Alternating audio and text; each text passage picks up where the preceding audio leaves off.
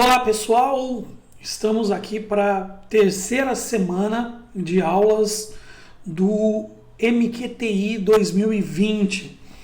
Estamos em quarentena e isso nos impossibilita de estarmos em sala de aula. Então, nós vamos agora desenvolver uma prática de como utilizar a palavra de Deus. Aliás, conhecer alguns detalhes que podem ser importantes para a gente no manuseio da palavra de Deus. É bom lembrar que nós estamos com o texto de Teologia Bíblica Aplicada, a matéria que vai falar sobre a teologia bíblica. Mas antes de falar da teologia, nós precisamos ter alguns detalhes técnicos de como utilizar a Bíblia, qual Bíblia utilizar, até porque eu não tenho aqui em casa, na igreja eu tenho algum conteúdo a respeito disso, aqui em casa eu não tenho, mas nós precisamos, na realidade, utilizar a nossa Bíblia, e é ela que a gente vai utilizar não só para aprender, como nós também vamos utilizar a Bíblia para ensinar. E você que trabalha com ministério infanto-juvenil precisa ter essa habilidade, porque consequentemente vão surgir perguntas, Os adolescentes, as crianças, elas vão ter perguntas a partir do momento que ela começa a ser alfabetizada e ela começa a ter contato com Bíblias.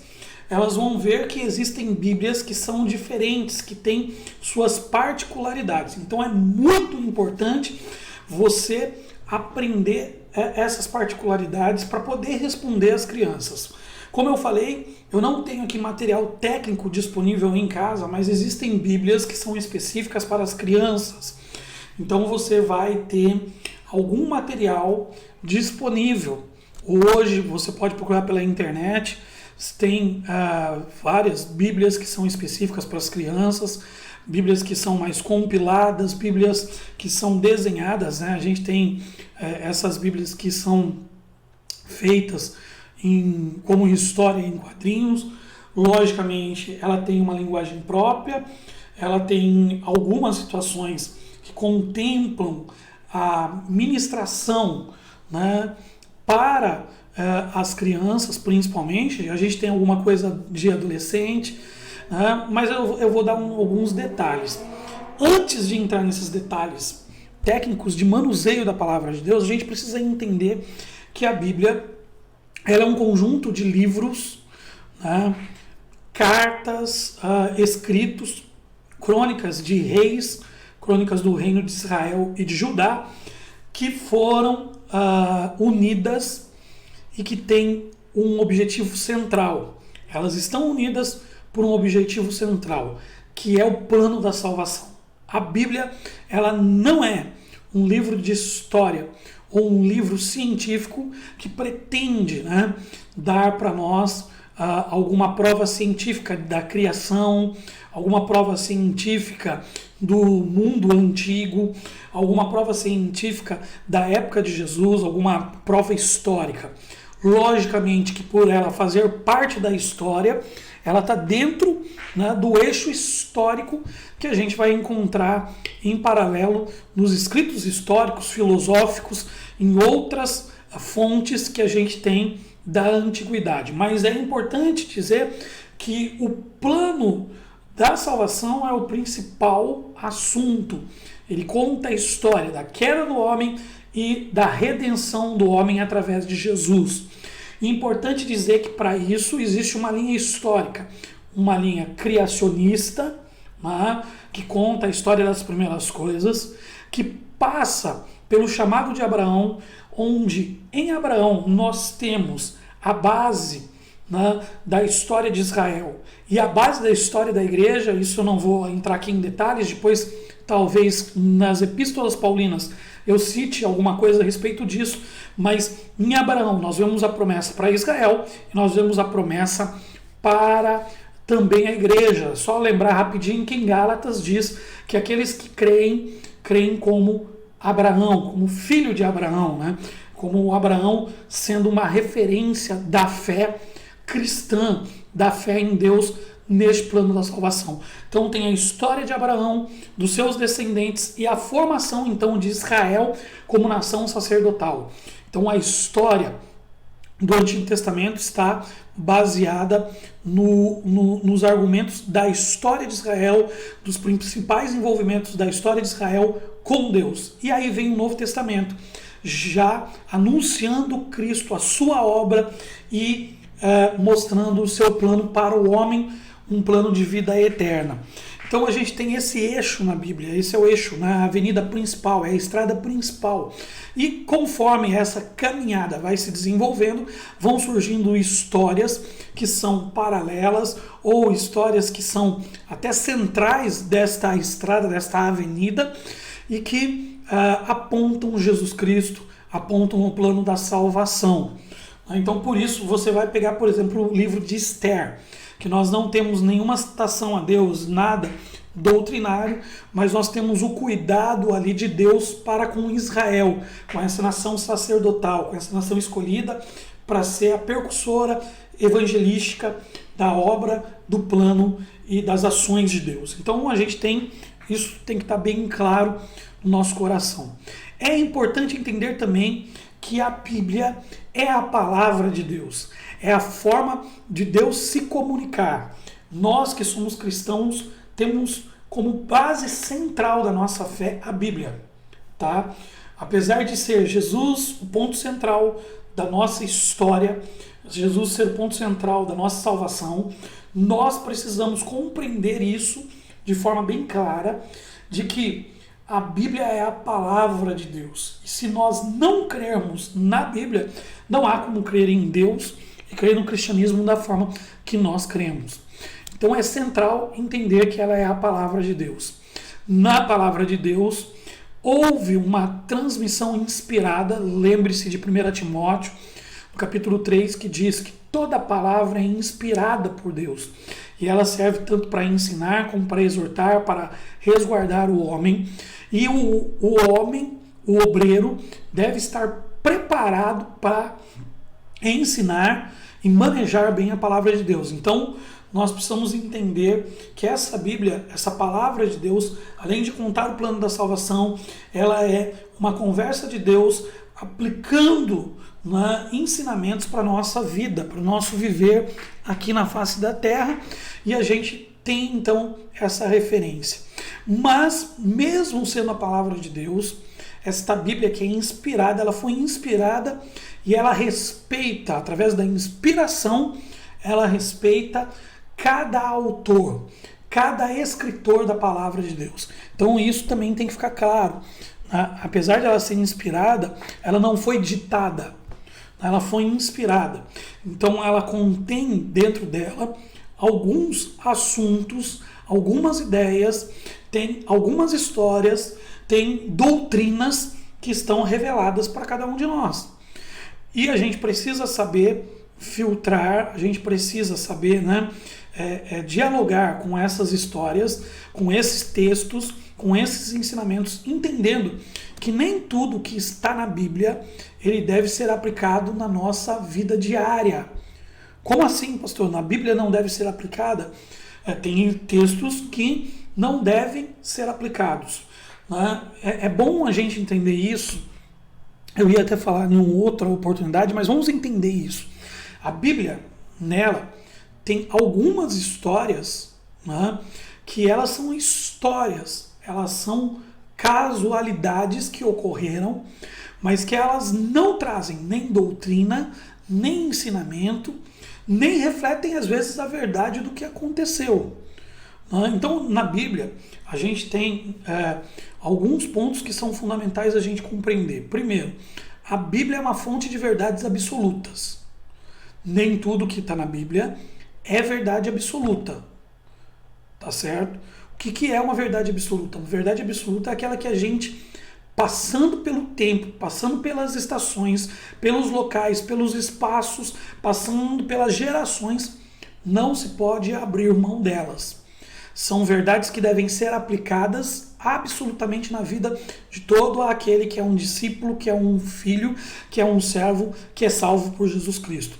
Por exemplo, vou dar um exemplo, João 14,6 diz, Jesus é o caminho, aliás, disse Jesus, eu sou o caminho, a verdade e a vida.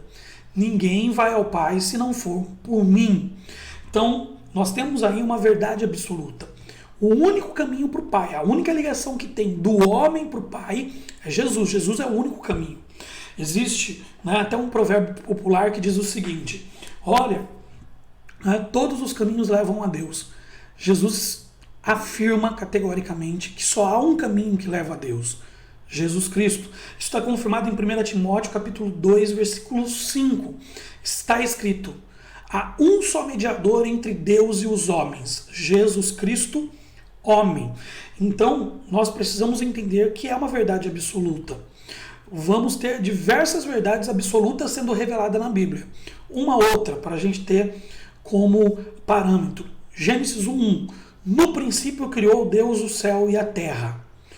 Criou Deus o céu e a terra. Deus é o Criador. Deus é aquele que criou a vida, que estabeleceu a existência. Então, isso é uma verdade absoluta. Né? Nós podemos discutir, tá? Isso é uma discussão teológica que pode haver. Nós podemos ter uma discussão a respeito de como se deu essa criação. Se essa criação foi compartilhada, se ela é uma criação através de leis físicas, através de leis químicas e biológicas, se essa criação, né, ela teve, né, participação de outros elementos. Existem alguns textos que vão dizer sobre a palavra criativa de Deus, haja luz e houve luz, e como isso veio a existir, como isso veio a modificar os pontos adiante. Isso é um outro parâmetro, mas que Deus é o Criador do universo, Deus é o Criador da terra, Deus é o Criador do mundo, isso nós não temos dúvida, porque está afirmado no primeiro versículo da Bíblia. Deus criou os céus e a terra. Como ele fez? Ele vai depois dizendo sobre 7 dias, mas a gente precisa entender que isso ele está conversando com Moisés e que ele precisa explicar para Moisés a criação de uma forma que um homem de aproximadamente 80 anos possa entender. Aliás, isso é uma discussão que a gente vai depois entrar em maiores detalhes. Seria Moisés mesmo o escritor de Gênesis? A gente até poderia ficar pensando aqui, mas como Moisés escreveu Gênesis se ele não estava lá? Existem formas de como esta palavra de Deus foi repartida com os homens, com os seus autores. Então a gente teria, e tem com toda certeza, né, o escrito de Gênesis sendo uma revelação. Deus pode dar ao autor uma revelação.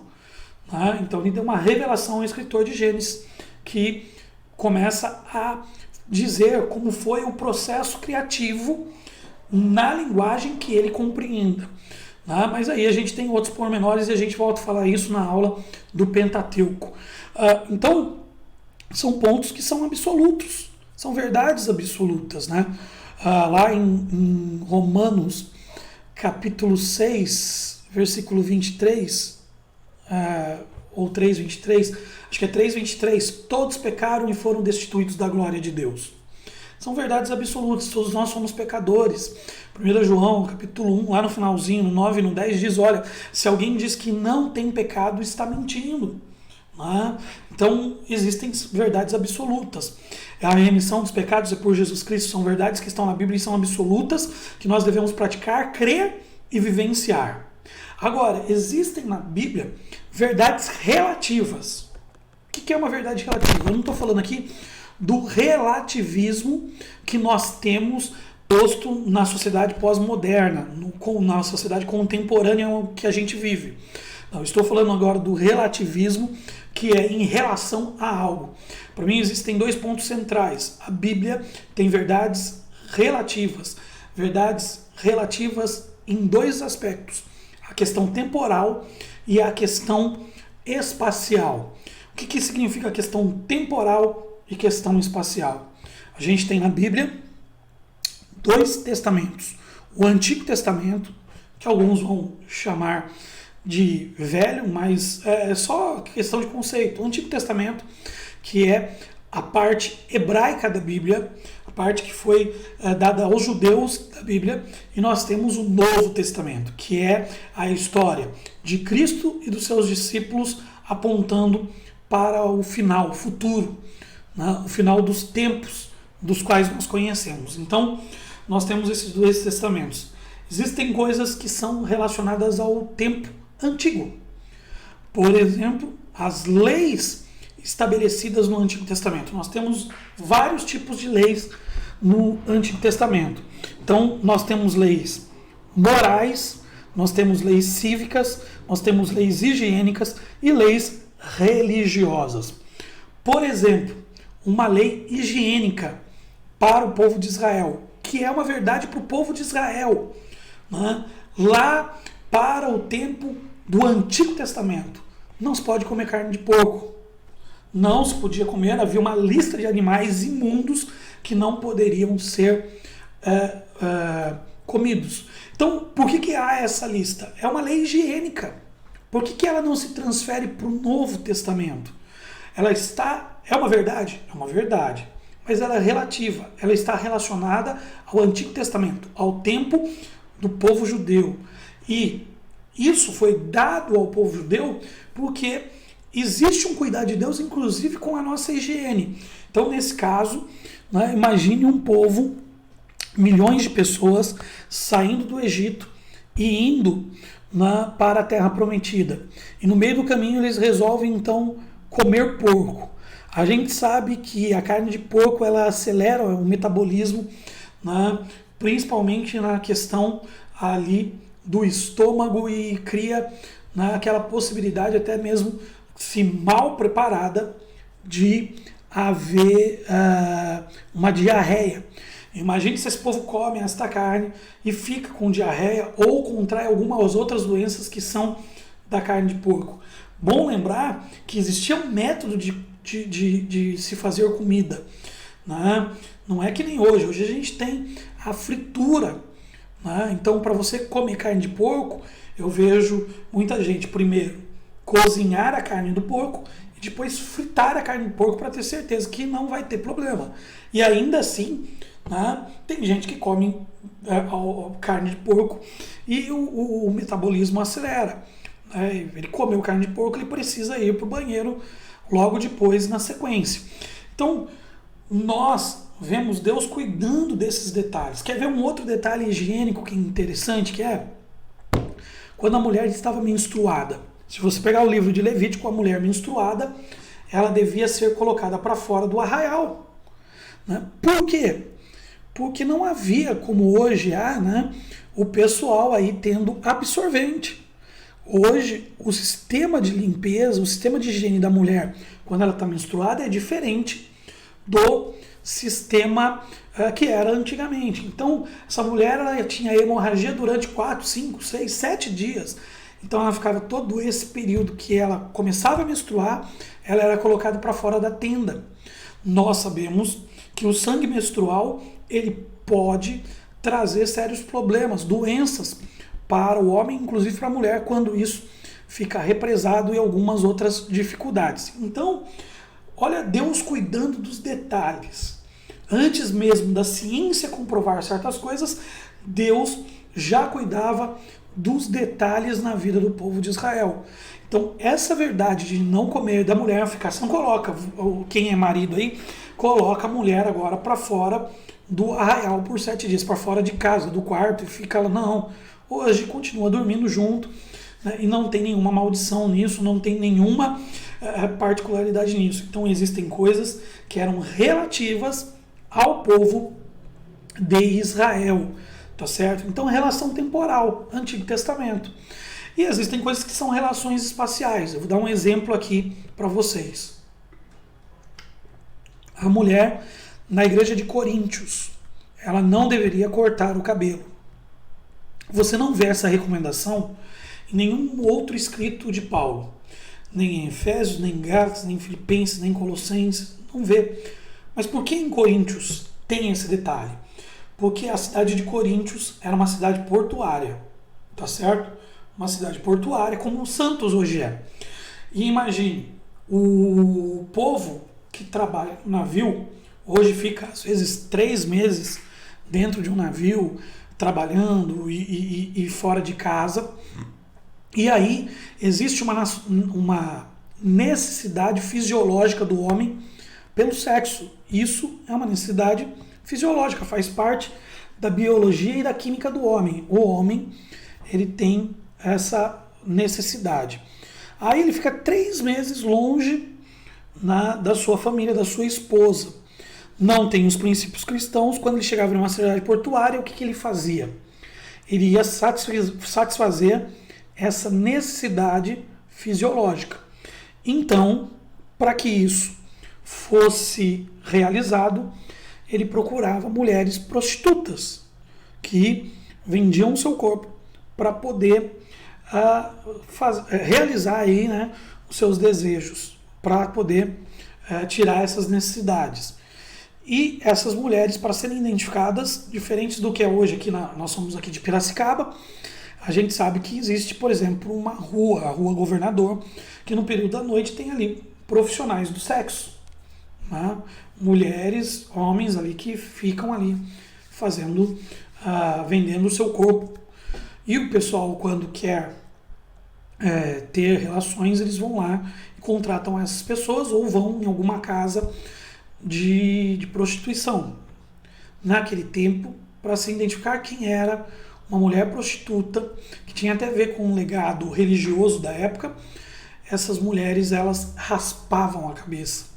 Então você chegava na cidade e via uma mulher de cabelo raspado, você sabia que aquela mulher, ela era, entre aspas, uma profissional do sexo, uma prostituta. Ela vendia o seu corpo. Então esses homens, ao chegarem na cidade, procuravam essas mulheres. Só que o evangelho começa a ser pregado e essas mulheres então se convertem.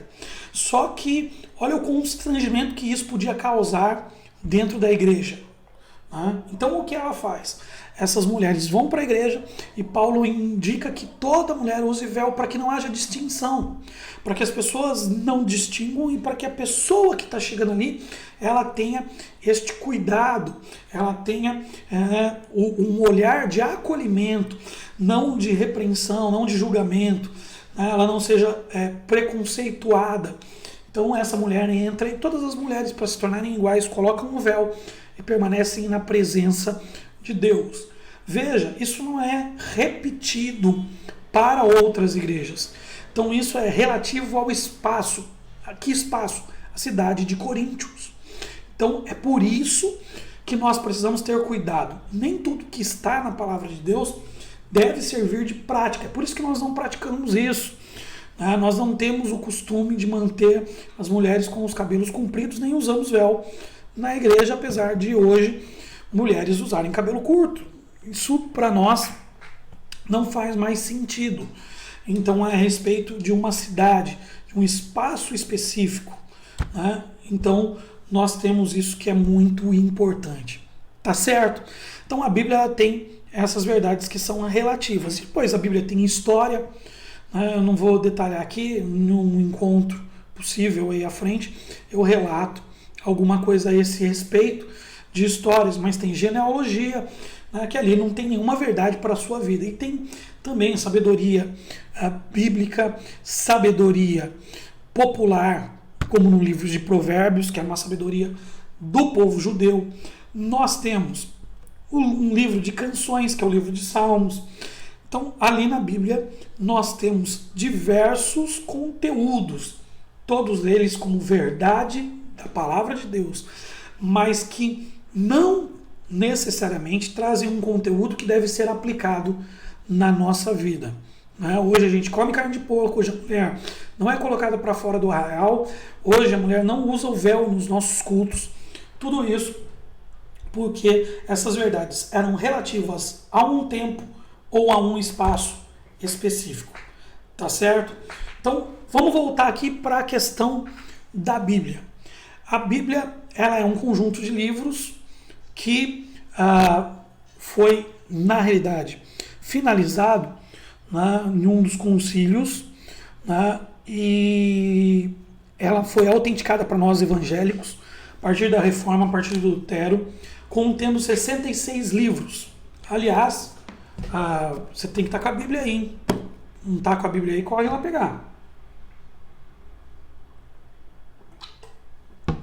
Como é que a gente vai fazer teologia bíblica se você não tiver com a Bíblia?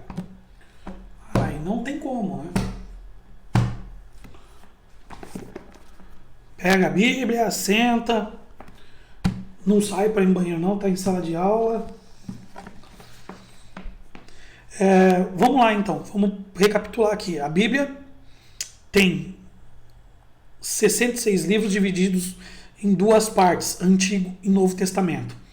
O Antigo Testamento tem 39 livros e o Novo Testamento tem 27 livros.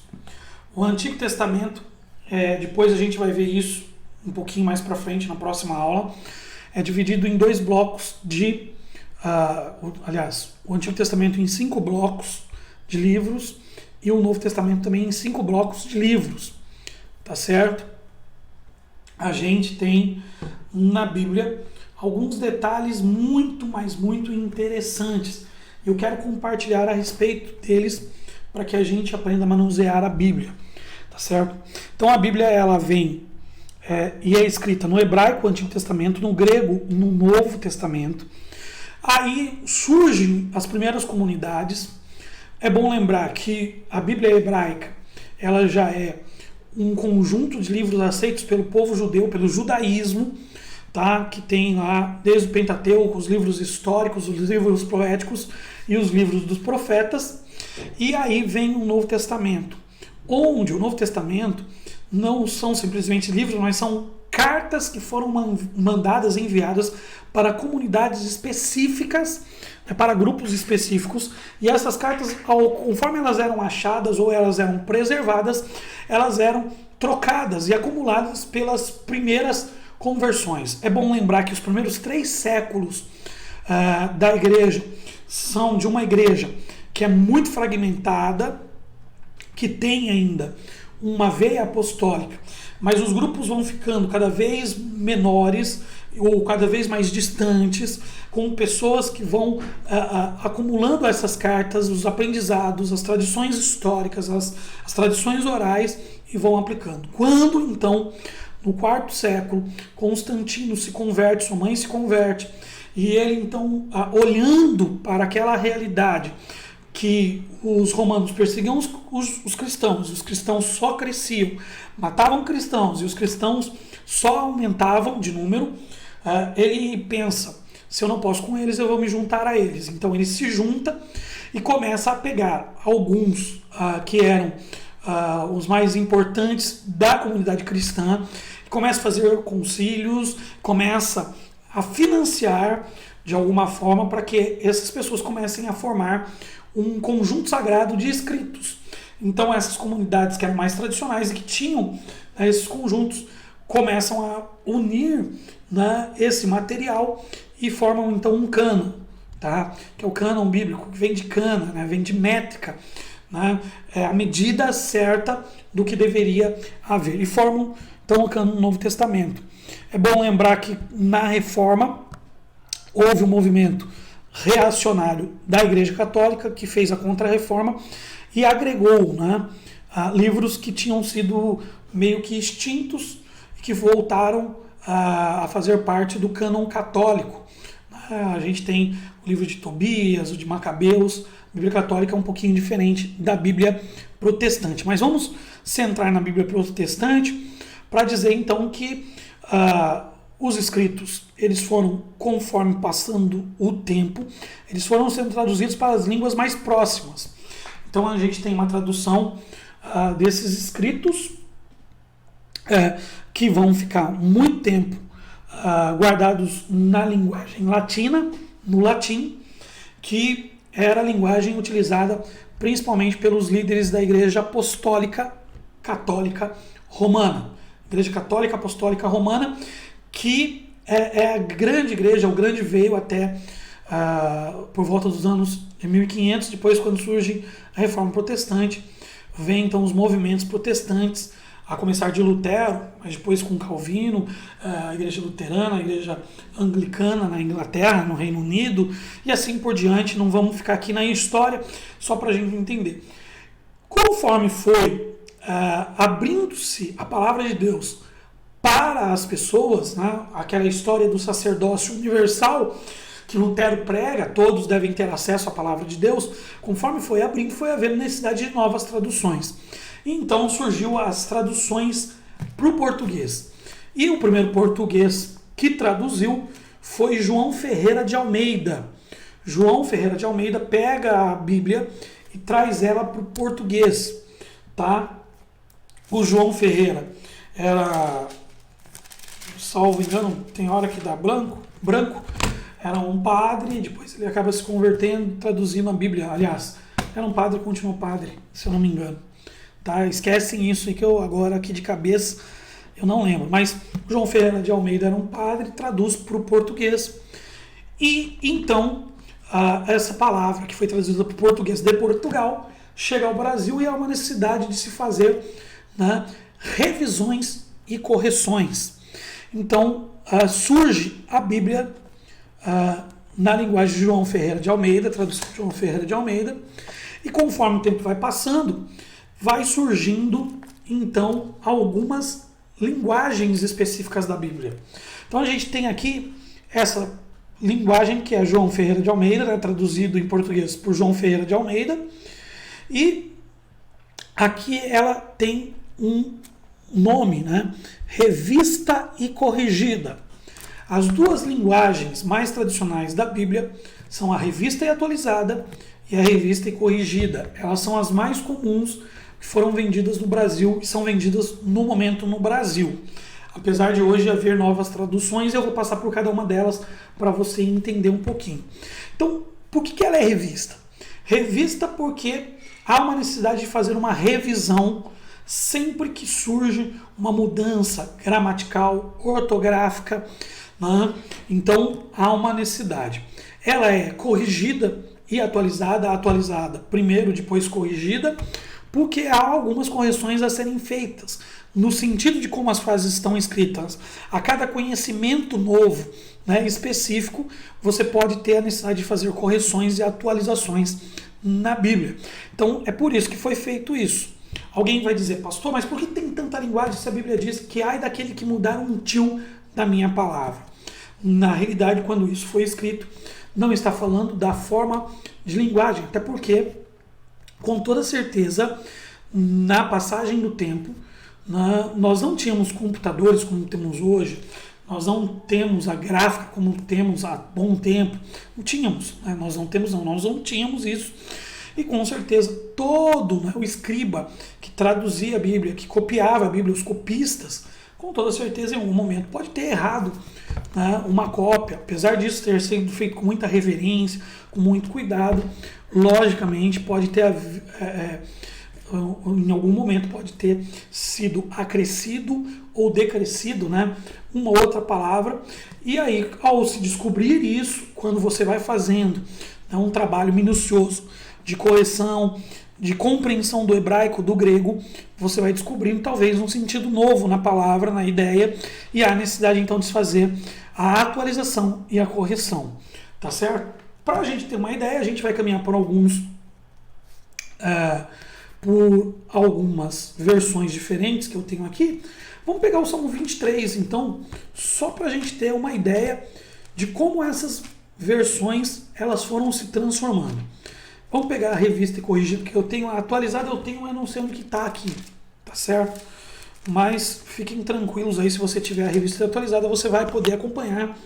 O Salmo 23 diz assim, ó, texto que é o mais conhecido da gente, é a linguagem mais próxima daquilo que a gente aprendeu. O Senhor é o meu pastor e nada me faltará. Deitar-me faz em verdes pastos. Guia-me mansamente às águas tranquilas. Então esse é o Salmo 23 na Revista e Corrigida. O que acontece? Esse texto é um texto de fácil compreensão, mas existem textos na Bíblia que eram textos com uma maior dificuldade de compreensão.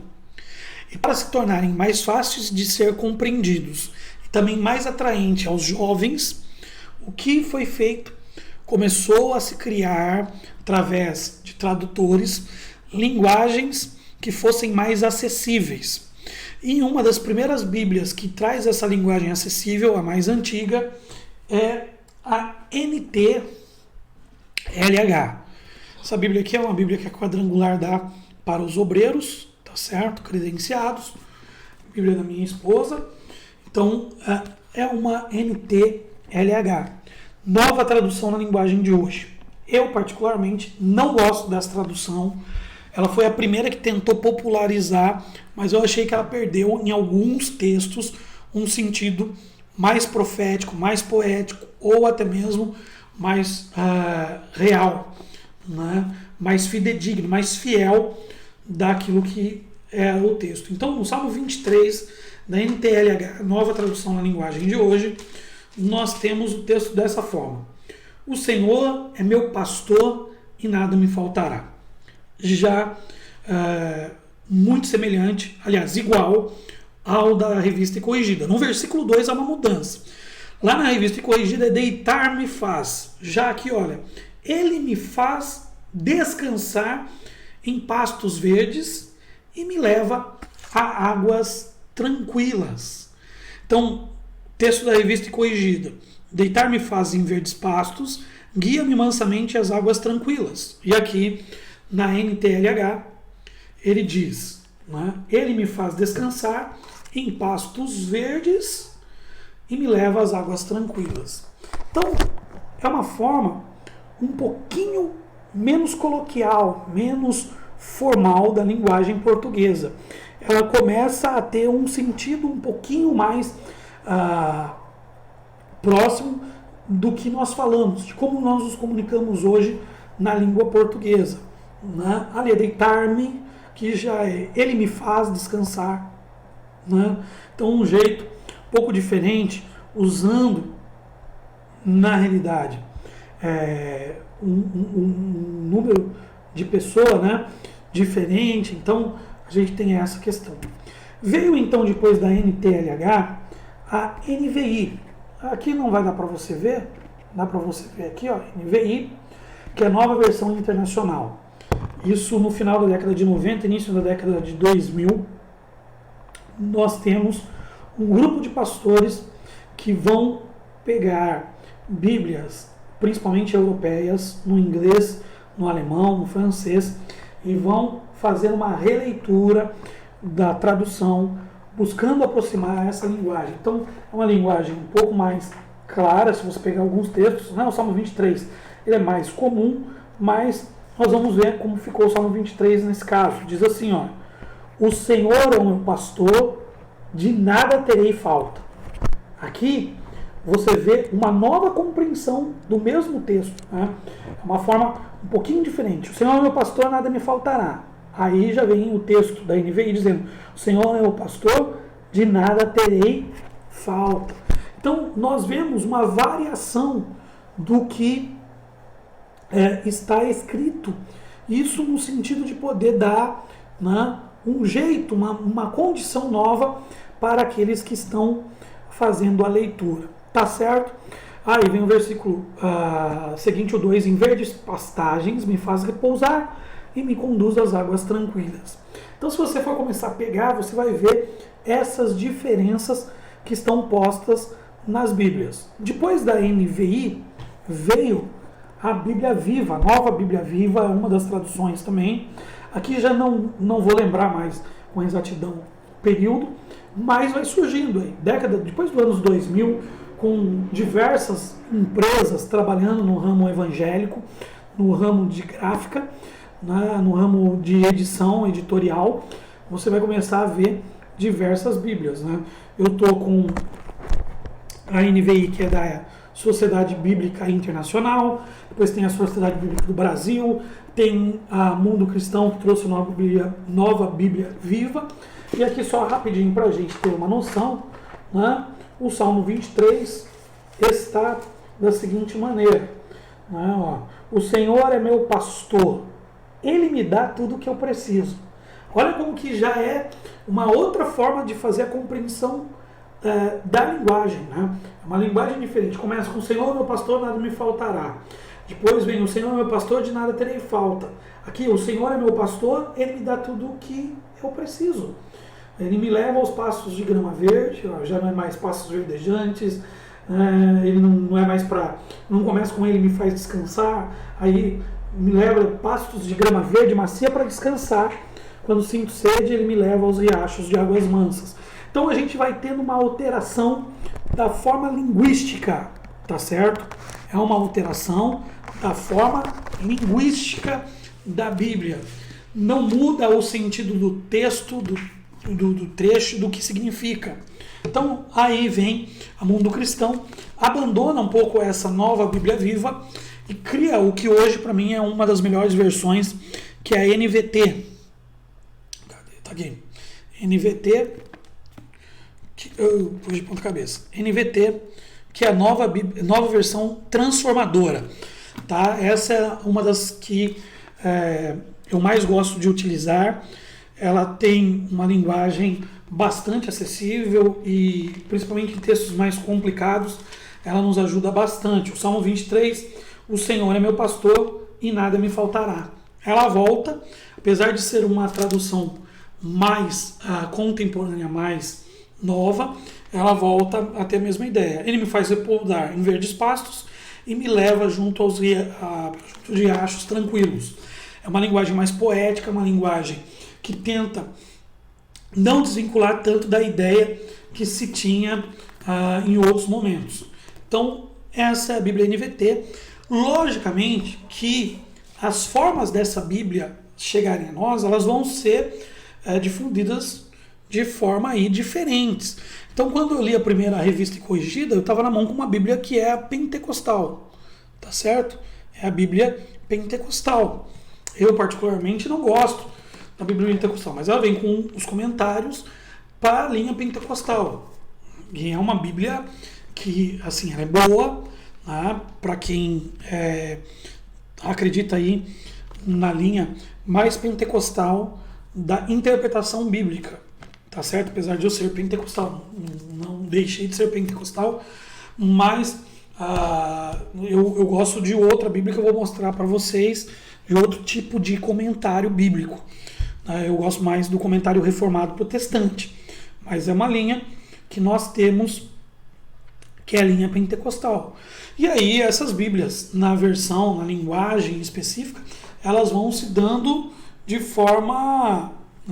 diferente. Então eu tenho a Bíblia que hoje eu uso para me ler, que eu estou lendo esse ano, eu uso cada ano uma versão aí, uma Bíblia, então eu estou usando para pregar, inclusive é a nova versão internacional, a NVI, da Thomas Nelson. Essa Bíblia em específico, ela tem lugares aqui para você fazer as anotações, não sei se está vendo aí? Ela tem um espaço aqui, ó, no lado, volta aqui, ó, para anotações. Então eu faço as minhas anotações. Se eu quiser deixar um esboço de mensagem aqui, alguns pontos para uma mensagem pontual, para uma mensagem expositiva ali da Bíblia com alguns pontos para esclarecer, ela me ajuda. E eu estou lendo a NVI, né, a nova versão internacional. O que comprei faz pouco tempo, no final do ano já está sem a letrinha, ela sai muito fácil. Então a gente tem ela em diversas formas, né? Aí a gente teve, só para você ter noção, a Bíblia Sagrada com devocionais do Hernandes Dias Lopes. Deixa eu ver se é aqui ou aqui. Hernandes Dias Lopes, da Agnus. Essa Bíblia aqui, ela tem como versão, é a Almeida século XXI. O que essa Almeida século XXI fez? Ela pegou os textos das Almeidas, né, corrigida, atualizada, né, revista e tal, e pegou as melhores formas e colocou no seu texto. Então a gente tem aqui no Salmo 23 aquela que é mais fluente para os nossos dias. O Senhor é meu pastor, nada me faltará. Então ela faz esse link aí. Aí eu tenho uma Bíblia aqui para mostrar para vocês, que é a Almeida Corrigida Fiel, uma Bíblia que eu gosto muito. Essa Bíblia é a Bíblia de louvor e adoração. Ela foi feita originalmente lá no final da década de 2000. Eu fiz Instituto Integrity, eu tinha essa Bíblia, mas ela era um pouquinho diferente. Então agora ela fez uma versão nova e ela é Almeida, né, corrigida fiel, né, com as palavras com maior ponto de fidelidade, né? Salmo 23 aqui nela, eu estou em Jó, por isso que não vai dar, né? Salmo 23, nessa versão, só para você comparar aí, o Senhor é meu pastor, não me faltará. Então, é uma Almeida mais rígida, mais fiel, tá certo? Aí veio uma Almeida hoje, que é a nova Almeida atualizada. Essa Bíblia aqui, ó, que eu ganhei do pastor Cezinha da igreja do Morumbi, né? Aqui, ó, nova Almeida atualizada, da FM Store, da família Morumbi, e ela tem uma forma atualizada, né? Uma nova forma de eles fazerem essa releitura. E aí o Salmo 23, só para você ter uma base, o Senhor é meu pastor, nada me faltará. Mas eu não li o versículo 2 aqui. Você pegando essas Bíblias, você vai conseguindo ver as diferenças que estão nela postas e como você pode utilizar isso. Por quê? Porque o jovem, quando vê, ele fala, mas por que a Bíblia é diferente? Porque em um jeito está escrito de um jeito, na outra está escrito de outro. A criança, o adolescente, quando ele tem esse contato e ele começa a ver, vai surgir as perguntas. Em textos mais difíceis, em palavras mais difíceis, isso vai acontecer. Aí vem uma tradução literal do inglês, que é uma das Bíblias mais tradicionais do mundo, que é a King James. Essa é a King James atualizada, né? E uma versão para a gente, que tem uma Bíblia fininha, muito bonita, que a gente tem da King James. A King James, ela é muito, mas muito realmente fiel aos conteúdos gregos, né? Uma proximidade, os conteúdos gregos e principalmente no latim, eles tiveram esse cuidado, até porque existe um grande problema para o português e o inglês. O inglês, ele não tem tanta variação, né? Futuro, pretérito, passado e todo. O inglês ele é mais conciso, então ele traduz um pouquinho mais, né, a ideia para que ela seja mais próxima da ideia do escrito original. Aqui a gente às vezes tem essa dificuldade. Salmo 23 na King James diz: o Senhor é meu pastor, nada me falta. É uma afirmação, né? Não é uma proposição futura. Olha, nada me faltará, significando que Deus vai me dar no futuro. Não, está dizendo que agora, no presente, nada me falta. Deus, ele é pastor e ele é provedor de todas as coisas. Então, a gente está vendo aí, ó, as Bíblias, ó, o pacotão de Bíblia aqui, tem uma pancada ali. E aí, por último, que eu queria mostrar como forma aí de exemplificar, é essa Bíblia aqui, que ela é romanceada, é a mensagem, linguagem contemporânea. Ela é um pouco diferente do que a gente está acostumado. Ela não é por versículos específicos, ela é por parágrafos e existe uma correspondência quando você lê estes parágrafos com os versículos. Então, vou mostrar aqui para você o Salmo 23. Então, se você pegar aqui, deixa eu ver se eu consigo colocar aqui pertinho para você ver. Ó.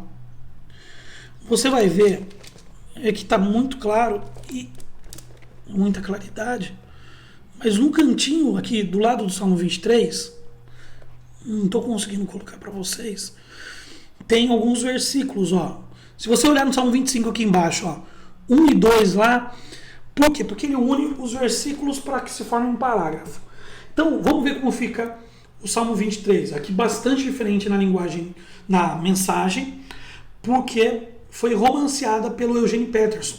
Essa Bíblia é para que você leia e não faça uma leitura pausada dos versículos, mas uma leitura mais histórica, para que depois você faça uma análise.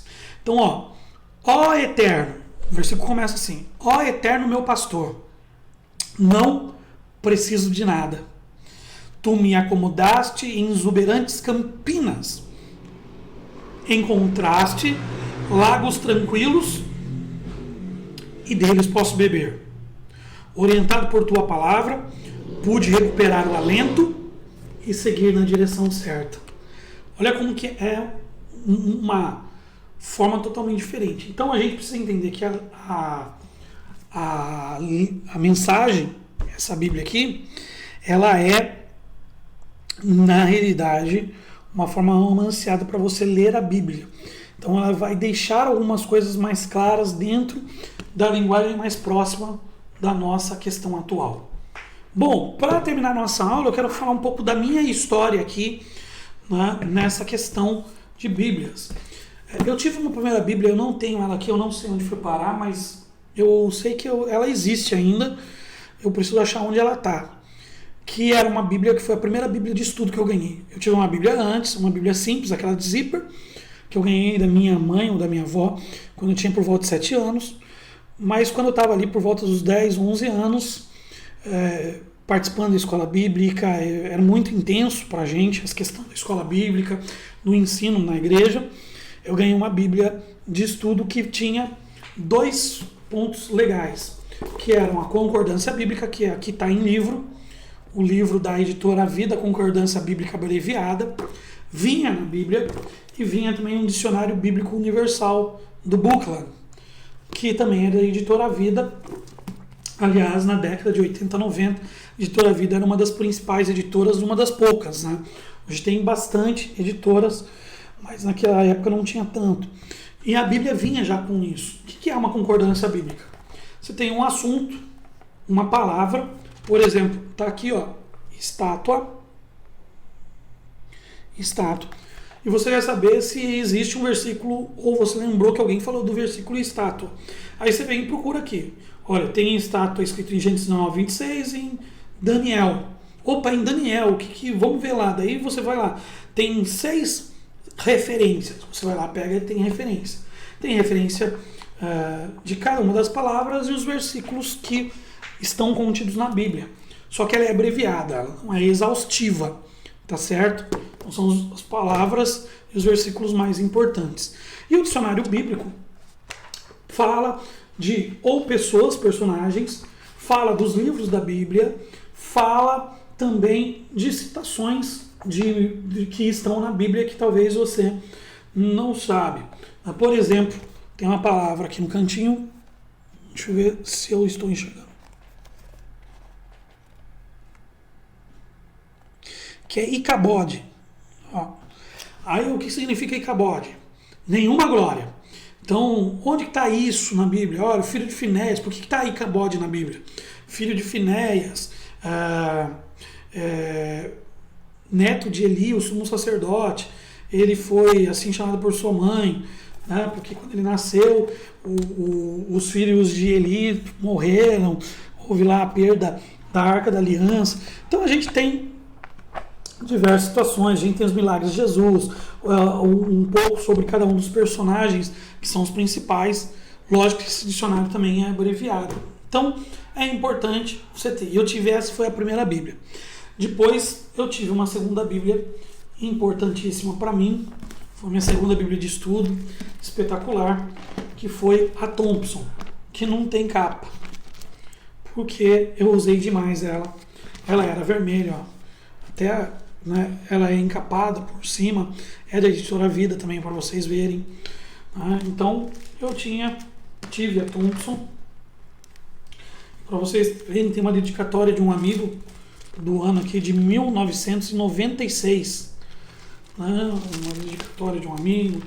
E, poxa, ó, é fantástica aqui como eu marcava a Bíblia, tanto com caneta amarela, como com bolinhas de caneta. Foi uma das que eu mais estudei, tanto é que vocês estão vendo, ela praticamente não foi destruída, mas era muito importante. Ela não é de comentários, mas ela tinha referências, né? Conjunto de ideias que estavam ali marcados. Aí depois eu tive a oportunidade já no ano de 2000 de ter a Bíblia Nova Vida. Essa é uma versão da... Agora eu esqueci o pregador. Shed.